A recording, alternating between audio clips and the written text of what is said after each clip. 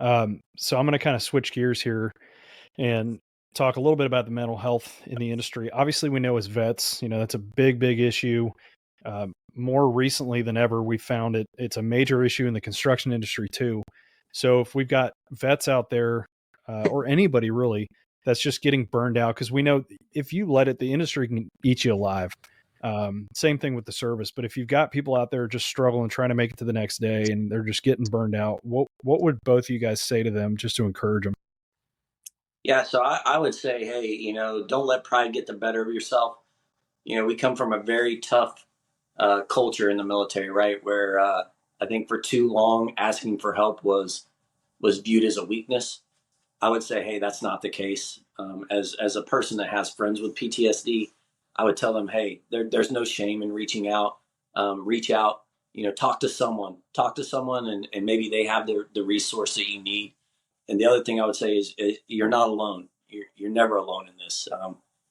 Everybody's got your back. Regardless if you've hung up the Superman cape or not, we're all still here together. And it's no different than the days that we were all in the foxhole together. So don't hesitate to reach out. Now I'm gonna sound like a junior truth. That Yeah, well was said. that was spot on. So that was really well. Yeah, but I think the couple times that people have brought that to me and had conversations about not being able to sleep at night because I'm thinking about the 37 things that are lingering that I need to take care of in the morning. I listened into another podcast. I think it was a Jocko podcast.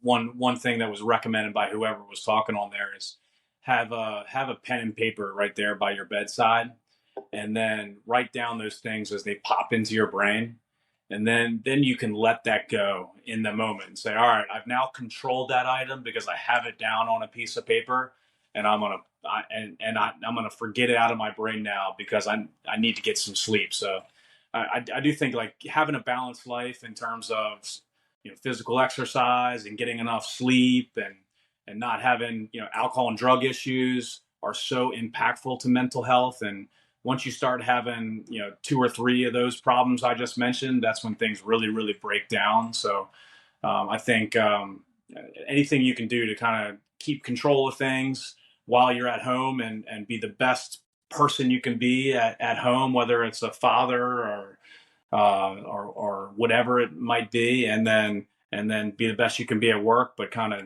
do your best to keep those things in separate and focus where you need to focus and live in the moment.